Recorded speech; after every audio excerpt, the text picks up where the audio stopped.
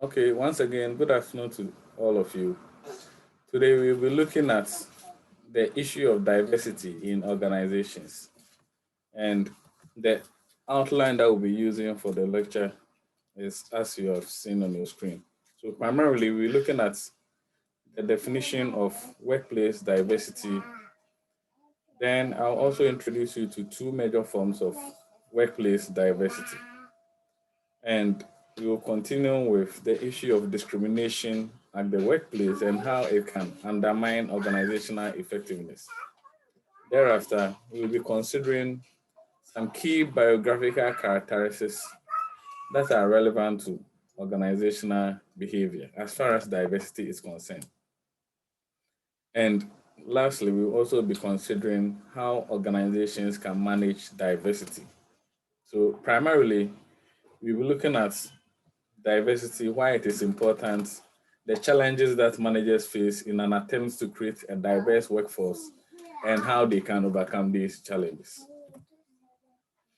Now, regardless of your gender, race, age, ethnicity, religiosity, it seems that at some point in time, you will need to work with, interact with, and intercommunicate with other people from different backgrounds.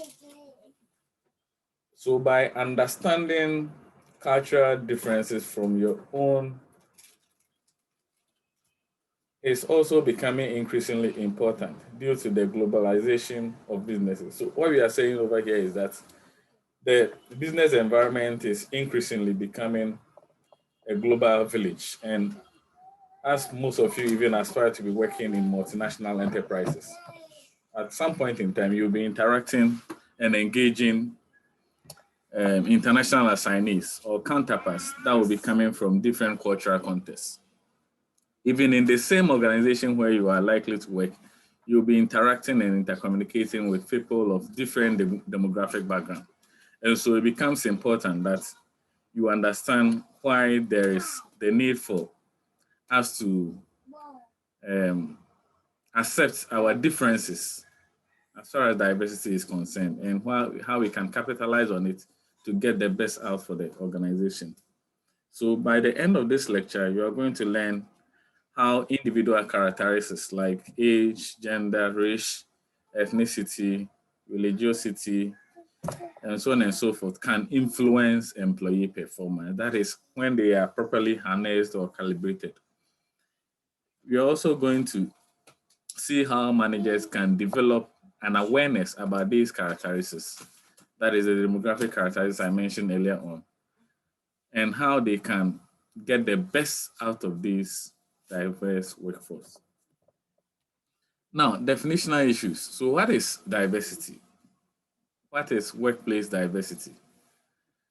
Diversity primarily refers to the ways in which people are different from each other. So anytime we talk about diversity, we are primarily trying to identify how people differ from each other. And when we contextualize these differences within an organizational environment, then we are talking about workplace diversity. So workplace diversity can be characterized, can be described as any characteristics that make one person different from another within the context of the organization. So at this level, once again, you can always make your own deductions from these definitions to make it simpler to you. Now, research indicates that there are two main types of diversity, and you can analyze these differences by considering the levels at which they occur. So, what are the levels or the typologies of diversity? Although much has been said about diversity in terms of age, race, gender, ethnicity, religiosity, disability, research now recognizes that these are mere demographic characteristics which signify the tip of the iceberg. In other words, if we want to get a better understanding of what diversity is, then we need to go beyond these demographic characteristics. And so by making reference to the aspect of diversity which is readily available to the individual and the people within their surrounding, we are making reference to one aspect of diversity, which is called surface level diversity. So I've started, I don't know. In terms of the levels of diversity, you can have one which is readily available or visible to ourselves and those that surround us. And that is what we construe as surface level diversity. Research also continues that this surface level diversity, even though they are easily accessible to ourselves and those around us, in other words, whenever we scan around the business environment or the workplace, we are able to identify someone's surface level diversity by looking at the way they have dressed or by looking at their gender or by looking at the age category within which they fall within. But research is admonishing us to pay much attention to issues beyond this surface level, simply because this surface level diversity does not give us a better understanding or appreciation of what happens in the mind of an individual. So that leads us to the second component as far as the levels of diversity is concerned, which is the deep level diversity. Now, beyond the surface level, there are basic underlying assumptions or belief systems which make us behave the way we do and which usually manifest outwardly.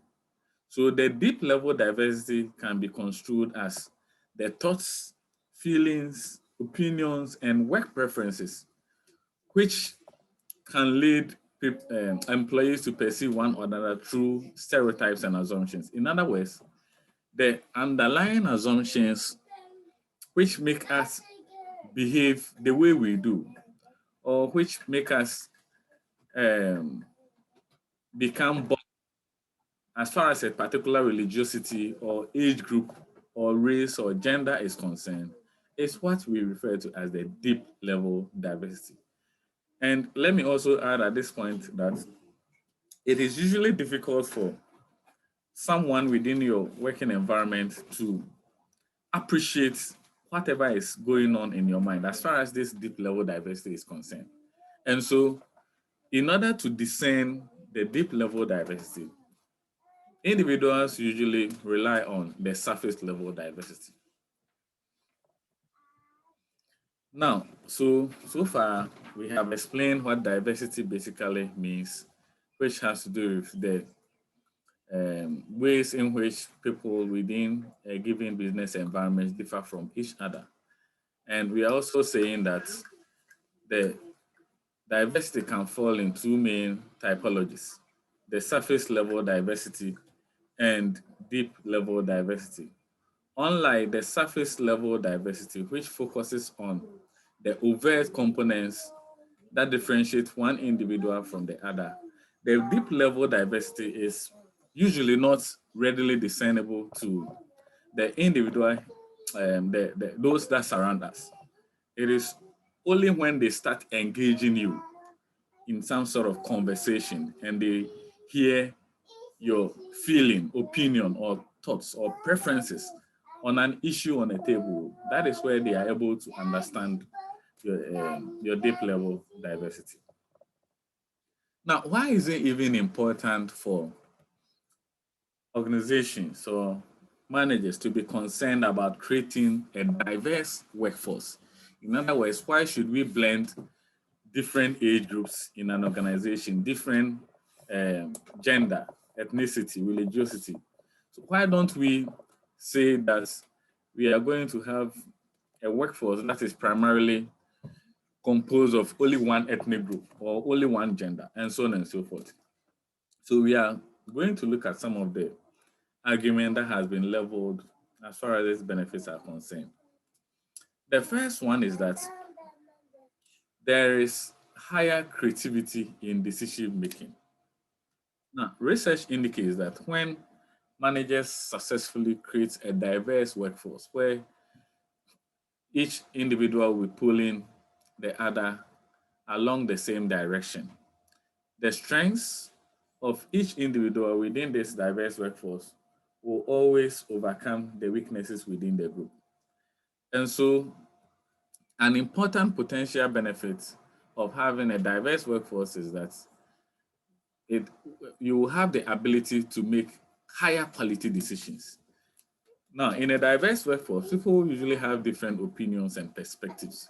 And once they start trying to resolve a problem, all these opinions will be placed on the table. And at the end of the day, the variety of opinion will be taken through the mail so that only the good ones survive the test of time. So in these teams, individuals are more likely to consider more alternatives and think outside the box when making decisions. And so we are saying that when thinking about a problem, team members may identify novel solutions.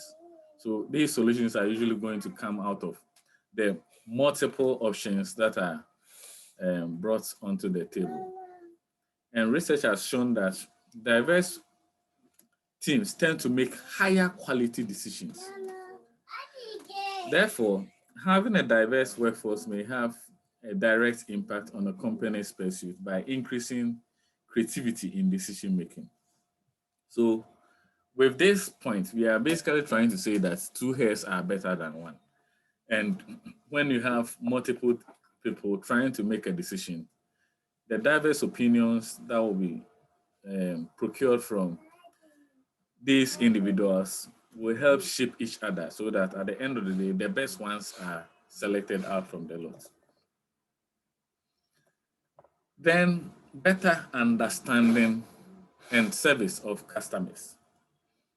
We are also saying that a company that has a diverse workforce, as opposed to a company that is created along only one demographic characteristics, may create products and services that appeal to a broader customer base.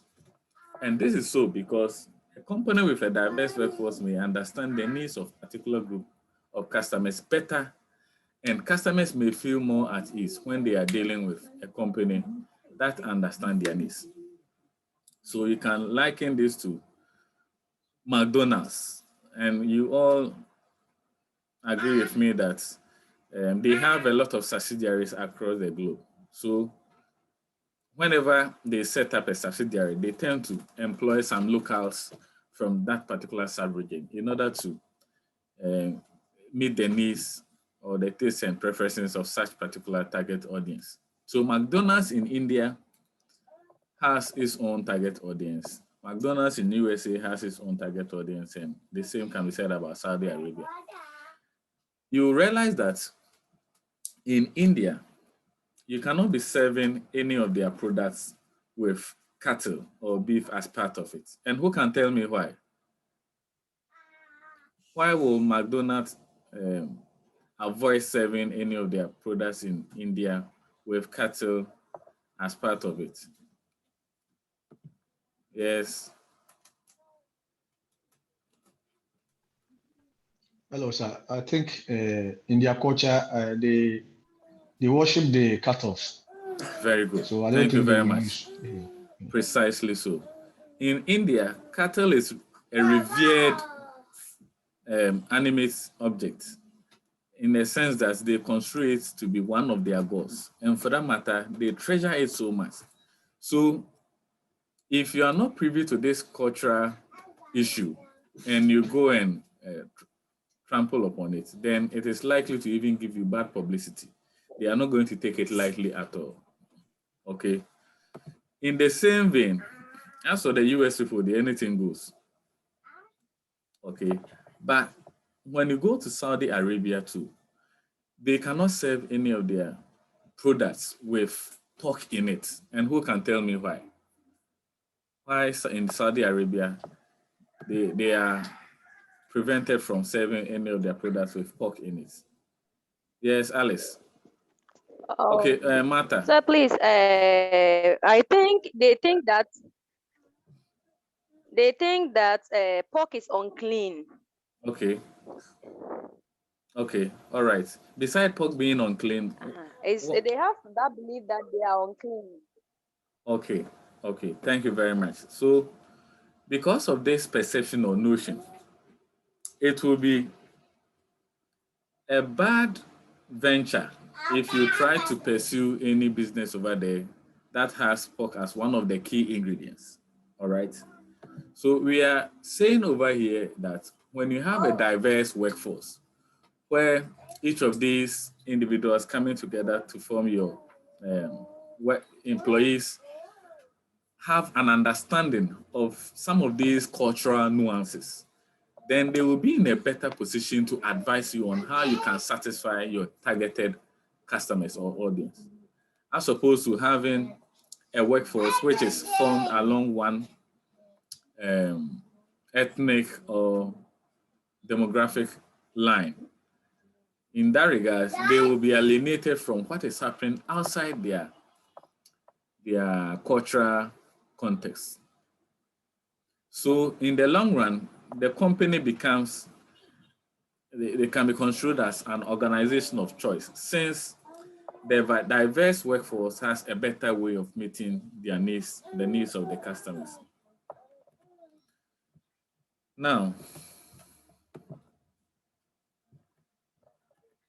the third argument for why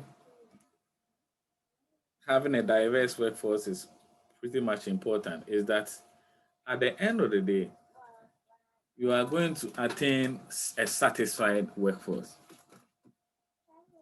Now, when employees in an organization feel that they are fairly treated, and what I mean by they being fairly treated is that you treat them equal to each of their colleagues, irrespective of their gender, their ethnicity, their religious affiliation, their age, and so on and so forth.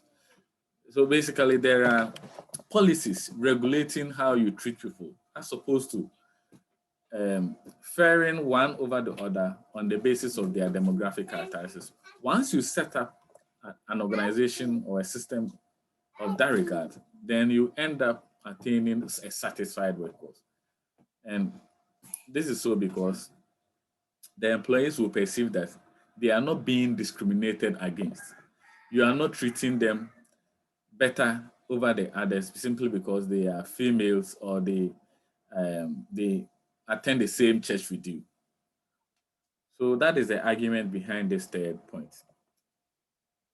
Now, the implication of having a satisfied workforce is that it can also lead to lower turnover intentions and lower levels of employee turnover. So let me explain this part. When employees feel satisfied because they are working within an enterprise which is fairly treating them, then this higher level of satisfaction will lead to they also experiencing lower level of lower intention towards turnover. And when we say an employee has a lower turnover intention, it simply means that they do not aspire or plan to leave the organization in the near future. They are very much comfortable with whatever they are experiencing, and so they look into the future and see themselves working for the organization. So that is the lower level or lower turnover intention. Now, turnover is where the employees are actually resigning or leaving the company to join the competing organizations. So there are two different things. When employees are satisfied because they are working in an environment that can be construed as having a fair and diverse workforce, it can lead to lower turnover intentions and also lead to lower level of turnover. Lower turnover intentions means that the employees will not be thinking of leaving the company in the near future. And lower turnover, which is the second part, means that they will not actually leave it. So one is a behavioral intention and one is an actual behavior. So when I say it is a behavioral intention, it means you are thinking about it in your mind. But when it actually manifests, then it becomes what? a recorded turnover. Now, research also indicates that creating a diverse workforce or even having a record of it on your portfolio can trigger higher stock prices, particularly in the developed world. And companies that do better job in managing a diverse workforce are often rewarded in stock markets, indicating that investors are always fishing out for this information to judge how well the company is being managed.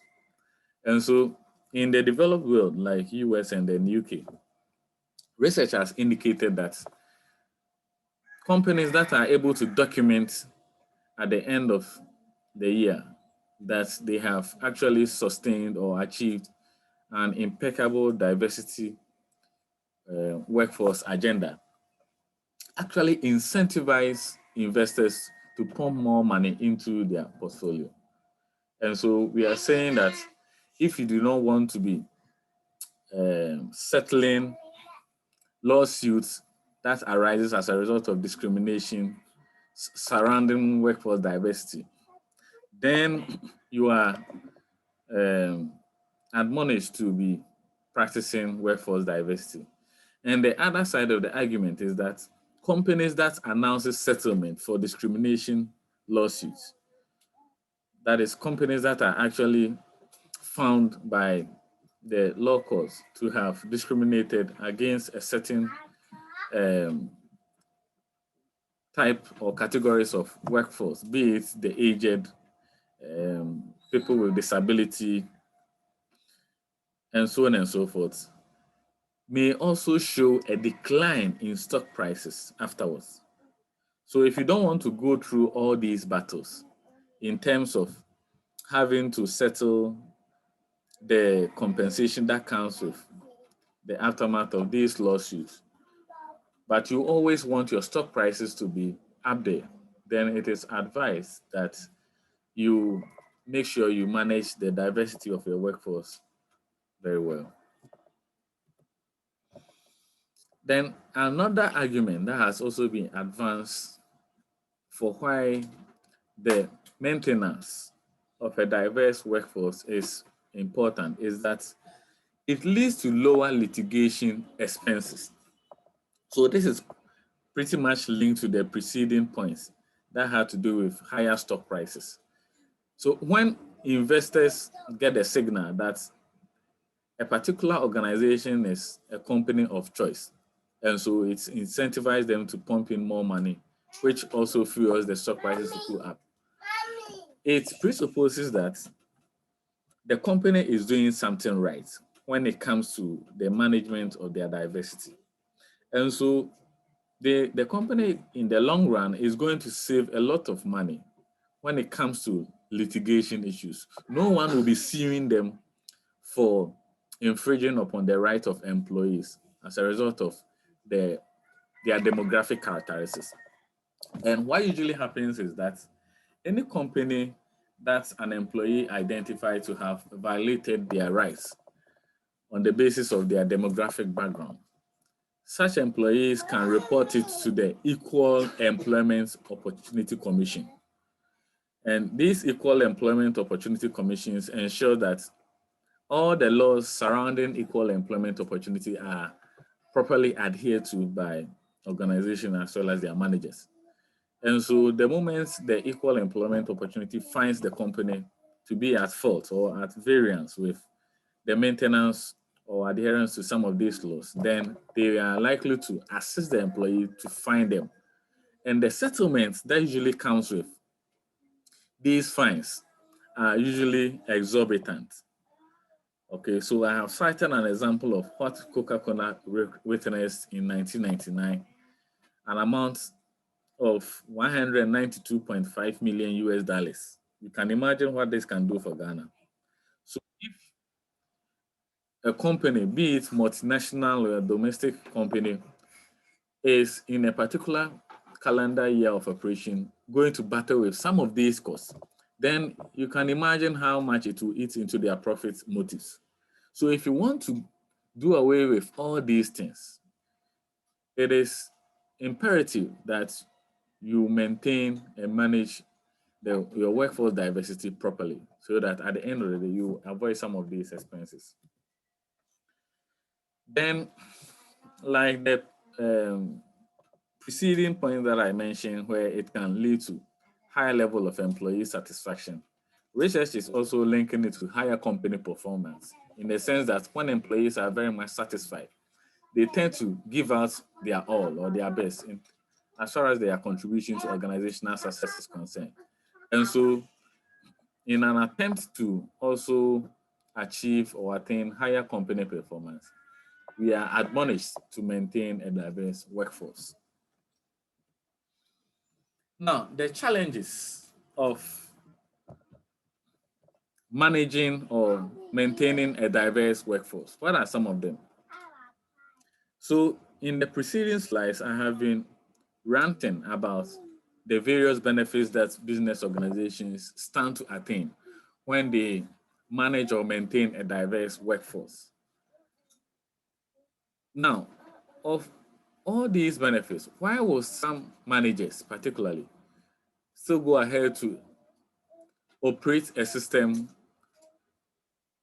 that will be actually discriminating towards a particular workforce diversity?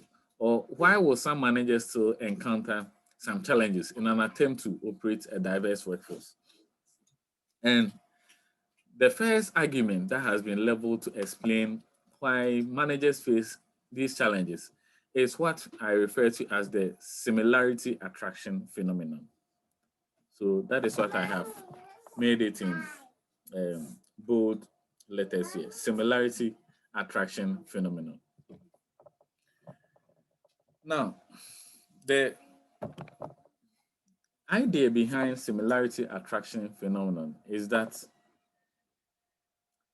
as we interact and intercommunicate with people around us, we easily get attracted to those individuals that have or that share similar characteristics with us.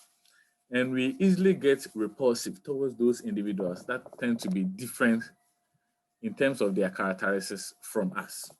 So the similarity attraction phenomenon is simply saying that like poles attract and unlike poles what? Repel. So we are moving into some physics a little bit. This indicates that when managers are, for instance, embarking on recruitment and selection, at the back of their mind and unconsciously, they tend to be attracted towards the candidates that have similar attributes, just like themselves. And also candidates that share similar opinion or possess similar attitudes, just like them.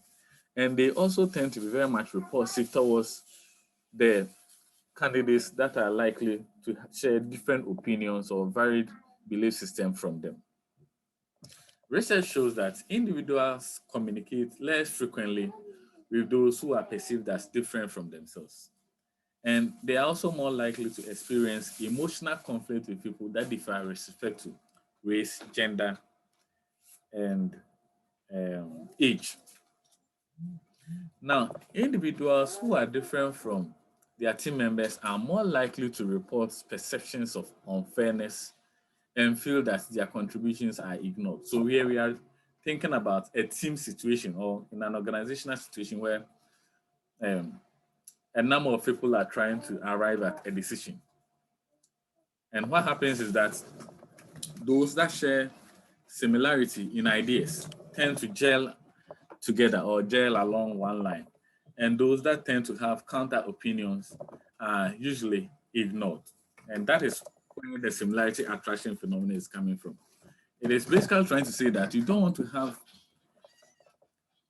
um, an environment where you are likely to face a lot of oppositions or counter arguments from people that do not think like you. And for that matter, you tend to replicate the um, you tend to fill the various portfolios or spaces within the organization with people that are just like you. All right. Now, so the similarity attraction phenomenon into further details. This phenomenon may also explain some of the potentially unfair treatments based on demographic traits. So, and this was what I was explaining earlier on. If a hiring manager chooses someone who is racially similar over a more qualified candidate from a different race, the decision will be what? Ineffective and unfair. Simply because in this scenario or instance, the hiring manager is placing a square peg in a round hole and it will not fit. In other words, the similarity attraction may also prevent someone who is highly qualified woman, a minority, or a person with a disability from being hired, even though they have what it takes to do the job.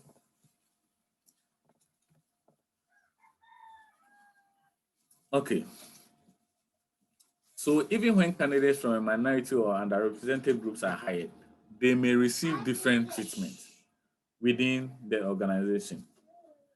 And research has shown that one way in which employees may get ahead within an organization is through being mentored by a knowledgeable and powerful mentor. Yet, in many companies, that does not have a formal mentoring program in place, in which people are assigned a specific mentor. People are likely to develop a mentoring relationship with someone who is similar to them in demographic traits. So the argument here is that even in a formal organizational environment where there is supposed to be a mentoring program that will enhance the knowledge base of the proteges, even when such a program is not available, you realize that these proteges are approaching potential mentors who share similar attributes or qualities just like them. And they are also likely to avoid the potential mentors that differ in terms of their characteristics. And this simply means that those who are not selected as proteges will not be able to benefit from such a support system. And that can actually affect their ability to further their careers. So why are we more attracted to those who share our demographic attributes? Now, I'm going to link this to the issue of surface level diversity and deep level diversity, which I spoke about in the first slide. Our demographic traits are part of what make up our service level identity, simply because by looking at a person, his age, ethnicity, or religiosity can be easily discerned, right?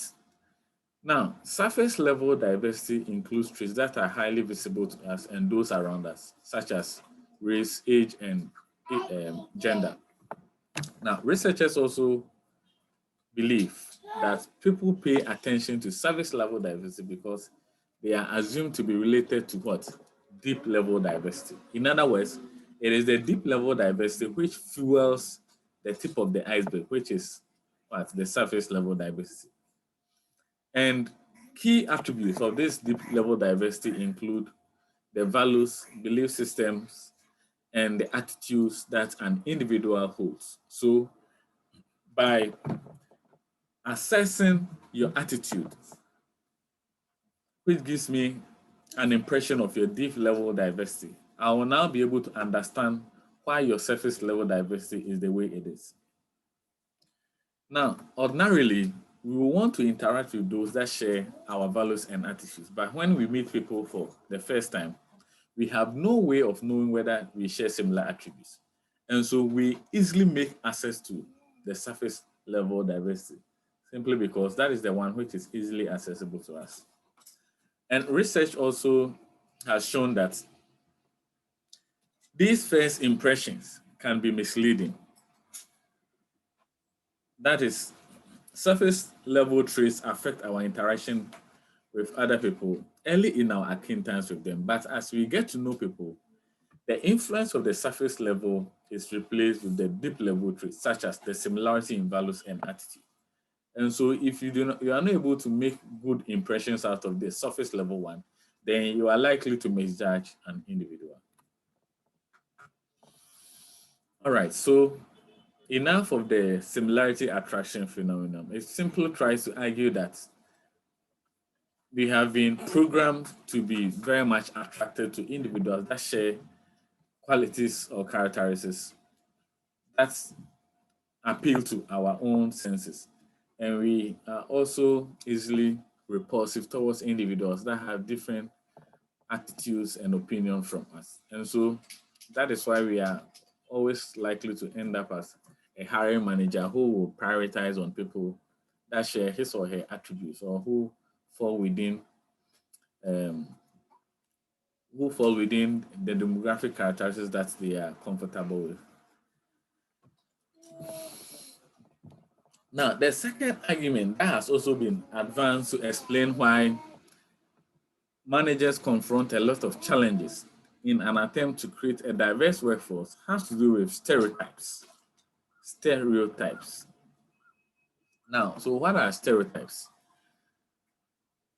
Stereotypes are primarily generalizations about a particular group of people.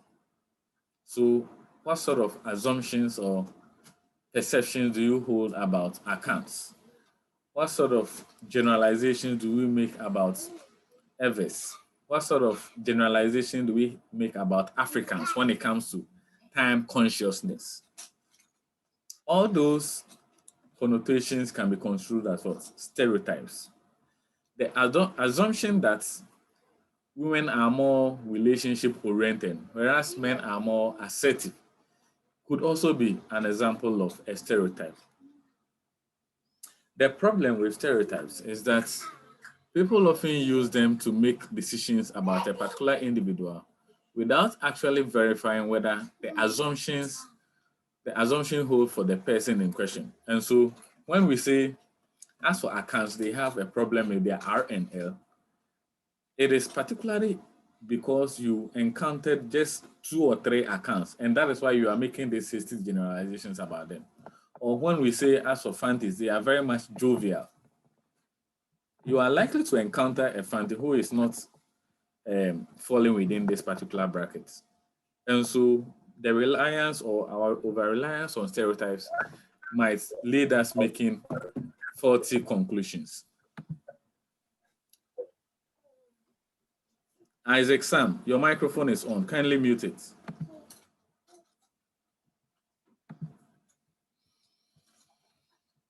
Now, so if a hiring manager is having his or her own stereotypes, such a manager may prefer a male candidate for a management position. So if a hiring manager is having a stereotype that men are more assertive than women, and there is a managerial position that they are trying to fill, obviously, based on these stereotypes, they are likely to give their portfolio to a man instead of a woman, even though the woman may be equally qualified. But beyond these stereotypes, the candidates involved especially the men involved might not necessarily be assertive as the generalization or the general expectation continues. Okay, that is why we are being admonished to be very mindful when we are trying to use this stereotypical basis to make decisions.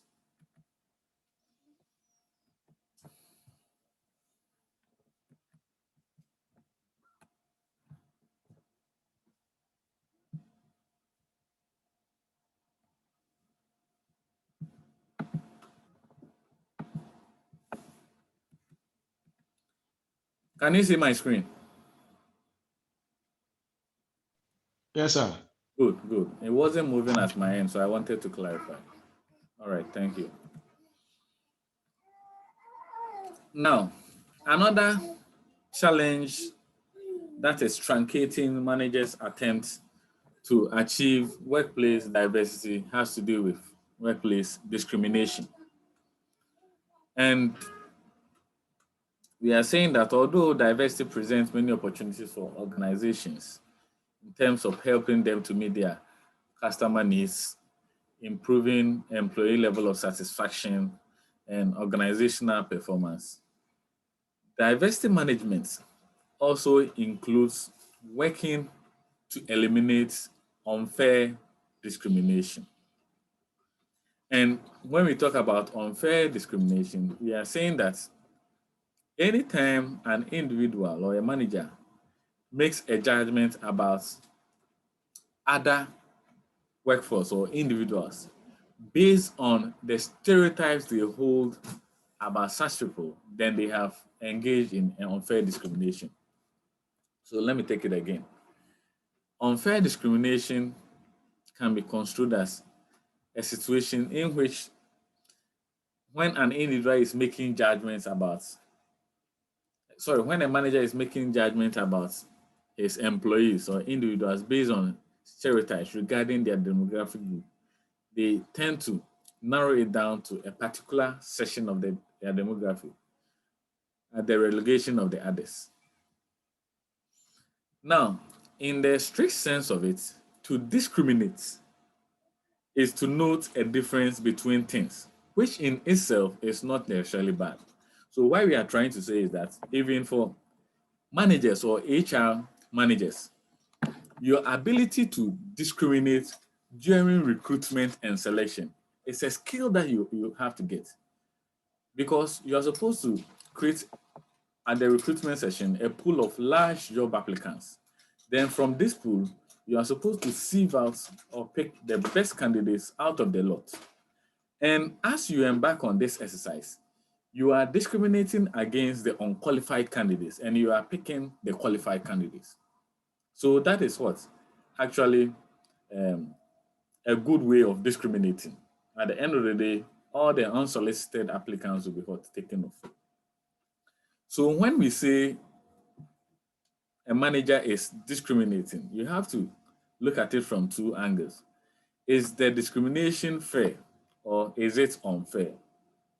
It is the unfair parts that we are concerned about as far as the creation of workforce diversity is concerned, because when a manager deliberately, without following laid down policies and programs, decides to target a particular group of people on the basis of their ethnicity or religiosity and treat them unfairly, then that amounts to what? Unfair discrimination.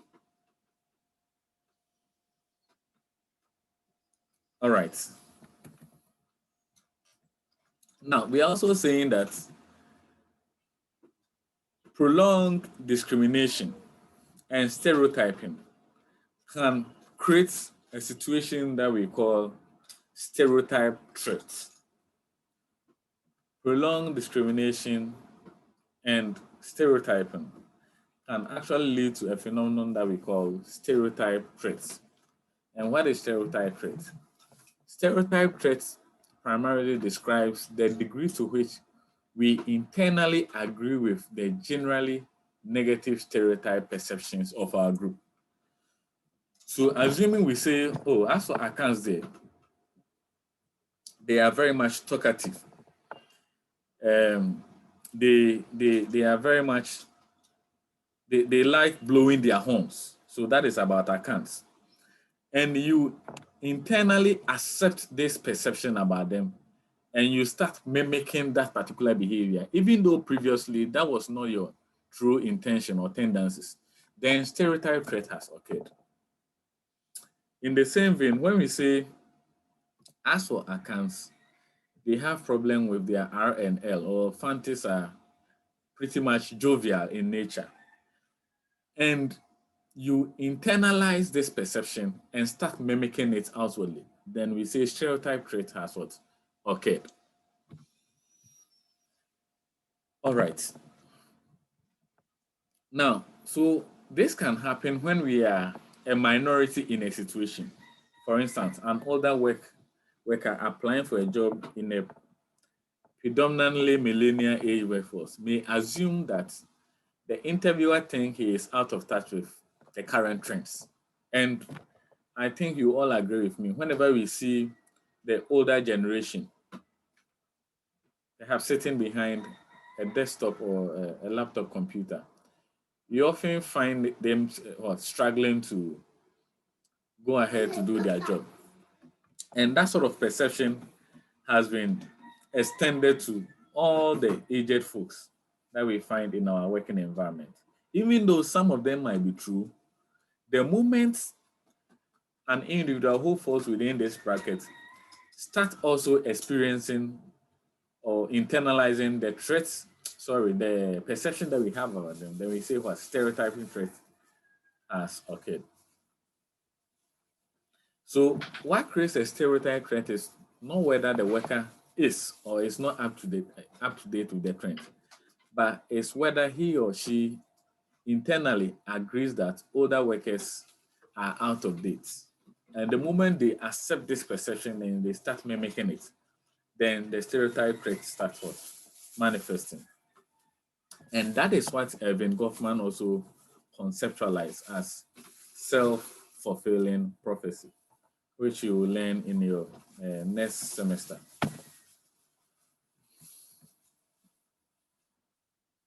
All right. Now, what are some of the implications of stereotype traits to individuals that internalize some of these negative perceptions we have about them? Research indicates that employees who feel the stereotype traits may have their level of performance affected. So they are likely to have lower performance in terms of their job performance. Their level of satisfaction will also be affected. So they will experience lower level of job satisfaction. And their attitude towards their job and their organization will also be negative. So they will experience negative job attitude. And their level of engagement with their job will also be what? Minimal, simply because they are having lower level of satisfaction. They'll have decreased motivation, higher level of absenteeism in an attempt to avoid such an atmosphere where they will feel uncomfortable and not worthy.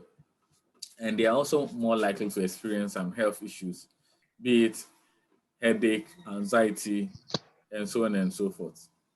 And in terms of their intention to quit, research also indicates that such people that experience stereotype stress end up having higher turnover intention. And this indicates that they will always be looking over their shoulders to see whether they can quickly leave their current job to join a competing organization where they will be properly respected and cherished.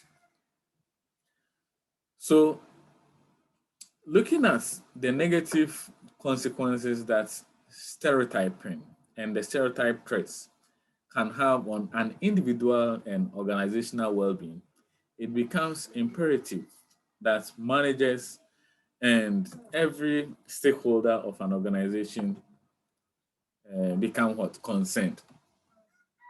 So research is also suggesting some rule of thumbs that can be followed in order to reduce some of these stereotype traits and its deleterious consequences.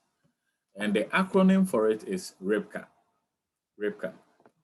So the R stands for reducing differential and preferential treatment through objective assessment, which means that there should be an objective or a standardized way of assessing employees, which becomes part and parcel of the organization's best practices.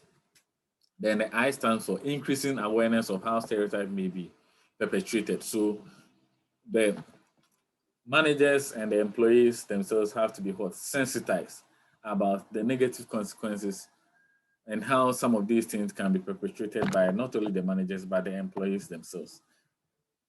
Again, the B stands for banning stereotyped practices and messages. So this is where you are not only creating the awareness, but you are also making it a part of the policies that anyone who does it will be strictly reprimanded.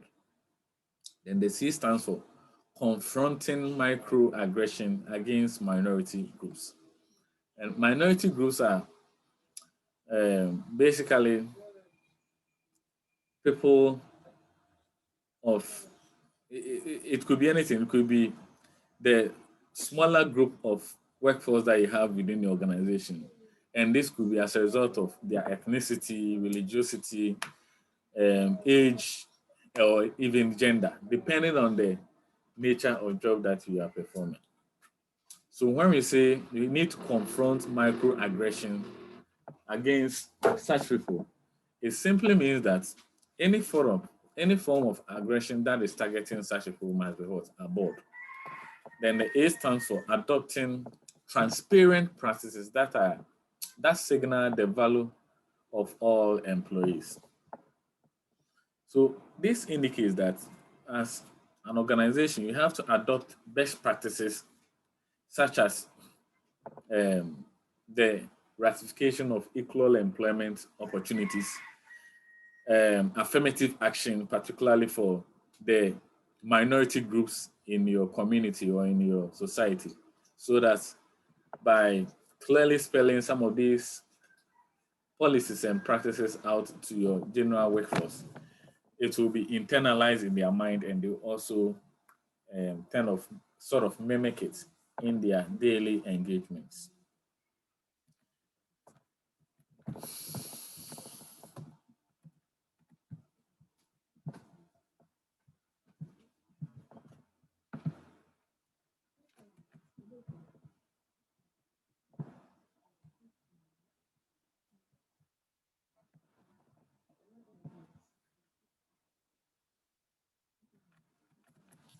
Can you see my screen? Yes, sir, we can. Just a minute. It is not moving at my end, so let me try it once more.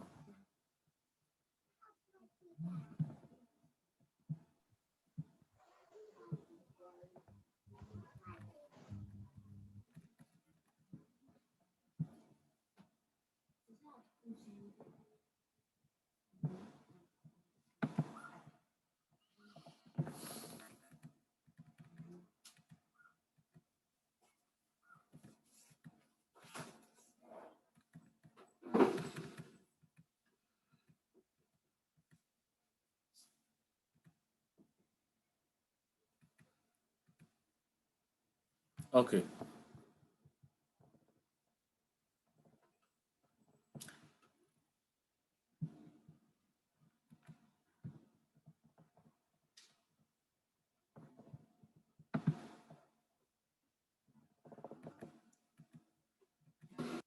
Now, the various types of demographic issues. Um, Generally speaking, workplace diversity can be analyzed with several types of demographic issues. The ones that I could easily think of in an attempt to outline some of the demographic issues that can be used to analyze workplace diversity are the 6 that you are currently finding on my screen. The first one has to do with age diversity at the workplace.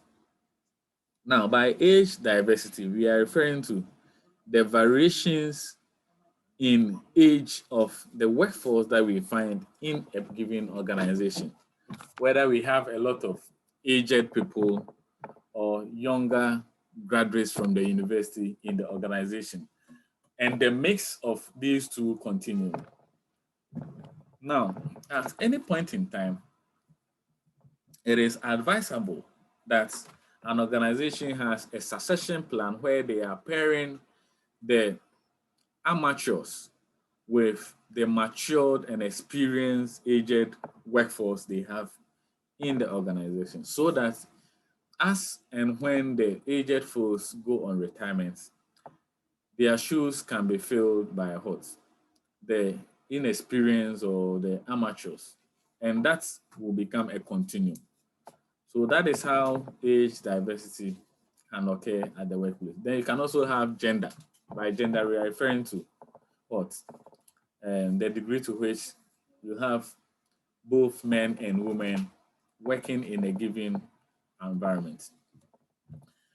Now, this is pretty much um, straightforward and easy to say theoretically, but practically, there are a lot of cultural barriers that are in place when it comes to specific tasks. So, for instance, in Ghana, in the mining sector or even in the manufacturing sector, you often find a lot of men populating that economy, as opposed to women also being there. And even when it comes to works like driving, okay, driving, you suddenly find women being employed as professional drivers.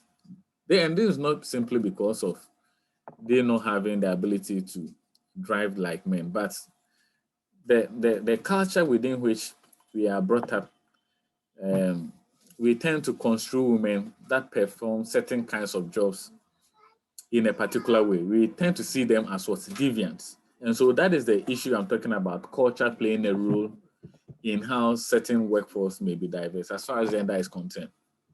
But if you go to the developed world, especially in the northern part of Norway, for instance, over the gender empowerment has reached a pedestal where you can say that the women are actually overtaking the men. So the most challenging or difficult task that you ideally find a man doing in Africa, over there when you go, it will be the norm for a woman. It will be a norm for a woman. And so that is how the issue of culture can actually influence workplace diversity. Then the third one has to do with race or ethnicity. Now, when we say the workplace should be racially diverse or ethnically diverse, it simply means that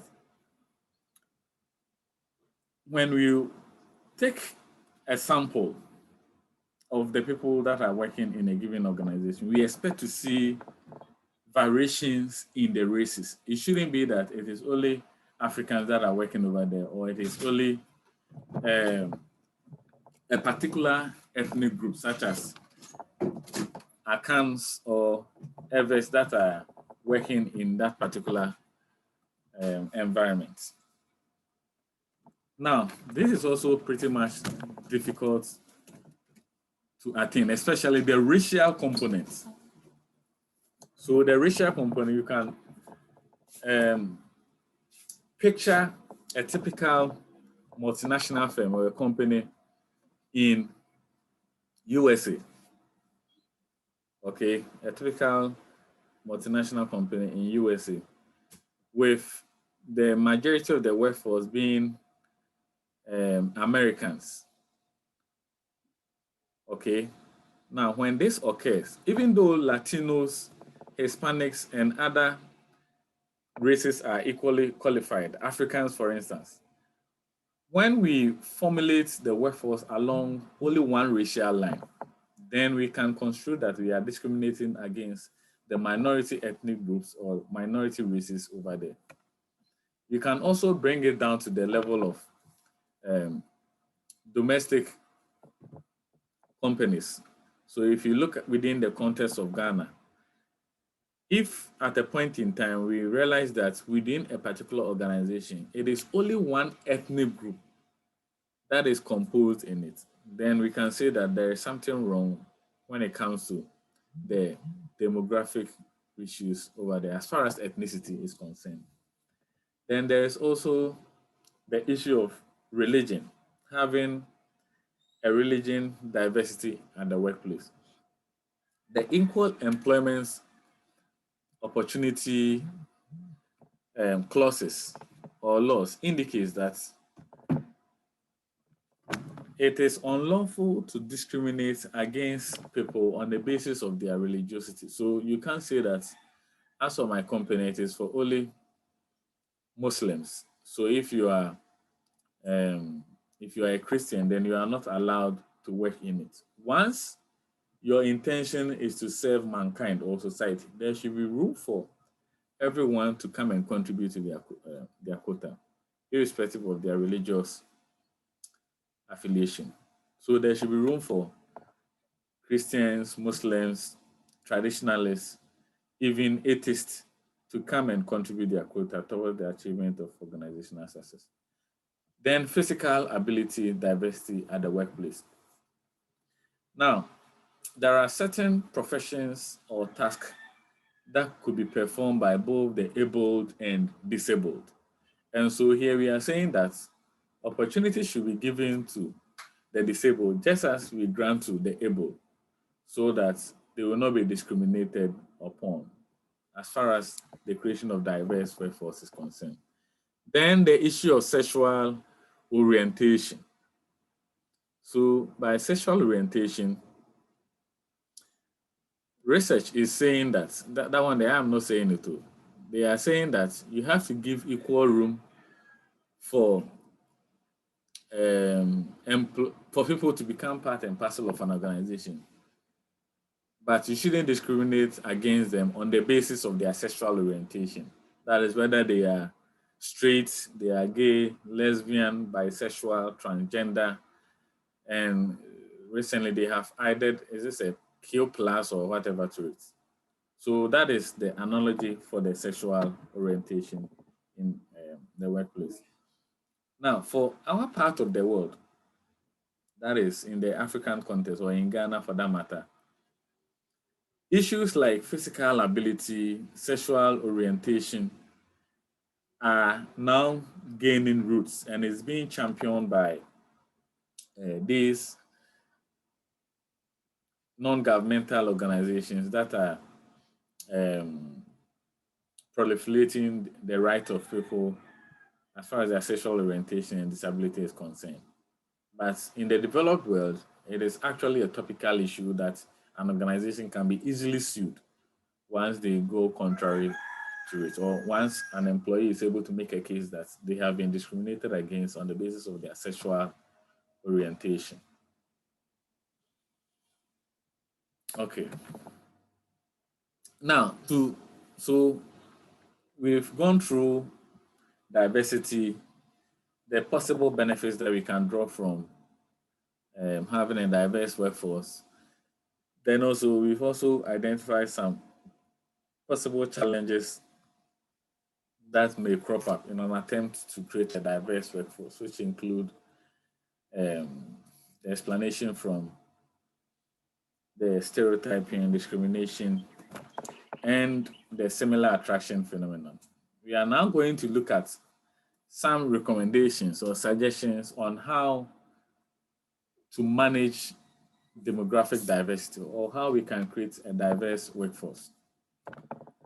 The first point is that we can build a culture of respecting diversity.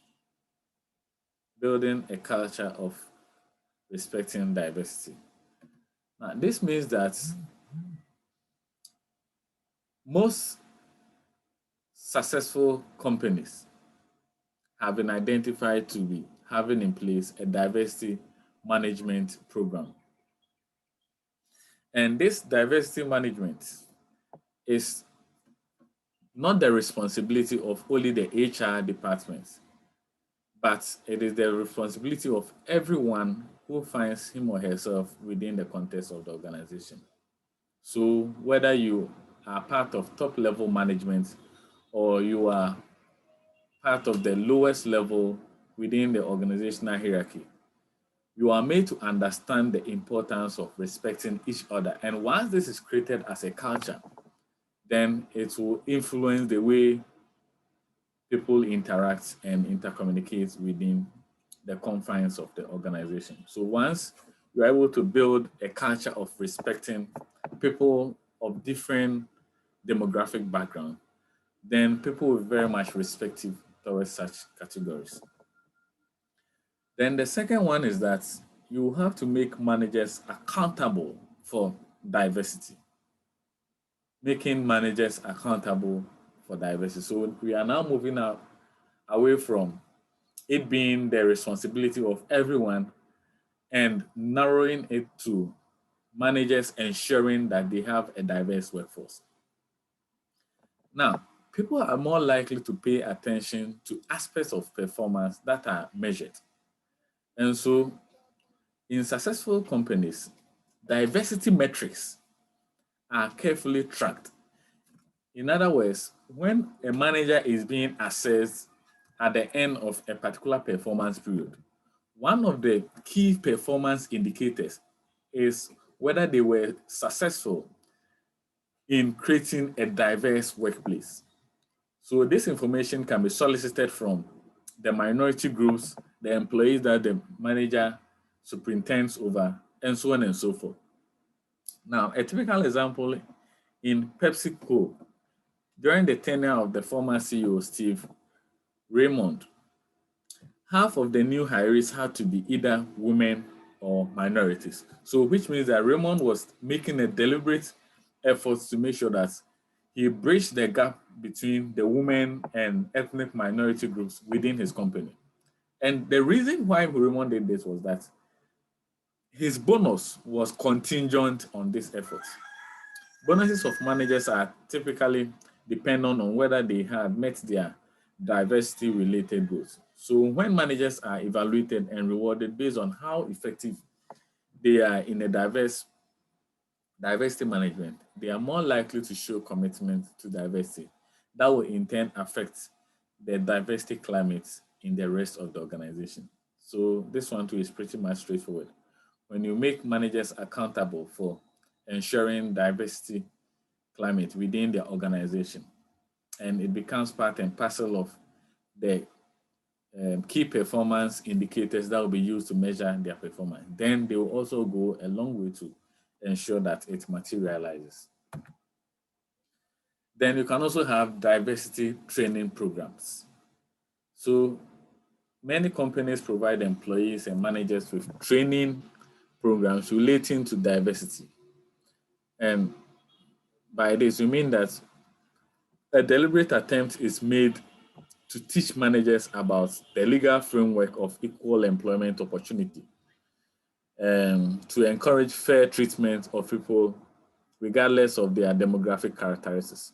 And once this is done, it is expected that it will admonish managers to desist away from discrimination, which can also trigger legal litigations and which may eventually feed into the profit motives of the organization. So training can also be used as an intervention to sensitize managers. Then you can also review recruitment practices. Now, companies may want to increase diversity by targeting a pool that is more diverse. In other words, instead of recruiting from unsolicited applicants or recruiting from the reliance on recommendations of friends or reliance on the recommendations of people in management, you can rather target, for instance, the number of graduates that are coming out from the university. And within this targeted audience, you are likely to come across a large pool of diverse workforce, be it their ethnicity, age, religiosity, and so on and so forth. So you can, in an attempt to improve the demographic diversity of your organization, you can review recruitment practices by moving away from previous ways which skewed the recruitment exercise towards a particular target group and by expanding it to a larger pool of job applicants. Then you can also institute an affirmative action programs. And affirmative action programs are primarily policies that are designed to recruit, promote, train, and retain employees belonging to a protected class. So the protected class here could be the minorities that we have as far as ethnicity or race is concerned. It could also be on the basis of gender. So if we believe we do not have a lot of women or men in a particular work dispensation, then by way of affirmative action, we can give a quota to only that protected class, so that until those portfolios are filled by the protected class, we do not give the opportunity to anyone. But there is a caveat here. This does not mean that if the person is not qualified, because they belong to that particular protected class, then you give them the nod to come and do the job. Still, our interest will be people that are highly talented and qualified, and that meets our standard. It does not mean we have to dumb down the standards in order to make room for this protected class. Other than that, you might be sacrificing quality and standards for mediocre. Okay, so I have seen some few hands up. Let me see.